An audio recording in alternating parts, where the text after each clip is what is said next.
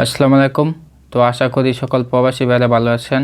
তো আজকের এই ভিডিওতে আমি দেখাবো কিভাবে এএনবি ব্যাংক থেকে টাকা তুলবেন। আলরাজি বা অন্যান্য ব্যাংক থেকে এএনবি ব্যাংকের টাকা উত্তোলন করার সিস্টেমটা একটু কঠিন। তো আশা করি যারা নতুন প্রবাসী আছেন তাদের জন্য এই ভিডিওটা অনেক উপকার হবে। তো প্রথমে আপনার ব্যাংক কার্ডটি এটিএম মেশিনের ভিতরে দিয়ে দিবেন। মেশিনে দিয়ে দেওয়ার পর এখানে আপনার এই যে দেখেন স্টার আসছে, তো আপনি স্টারে ক্লিক করবেন। স্টারে ক্লিক করার পর আপনি আপনার ব্যাংক কার্ডের পিন নাম্বার দিয়ে দিবেন। পিন নাম্বার দেওয়ার পর এই যে দেখেন এখানে ইন্টার আসছে, তো এখানে আপনি ইন্টারে ক্লিক করবেন। ইন্টারে ক্লিক করার পর এখানে দেখেন আপনার টাকার অপশন আসছে ক্যাশ উইথড্র।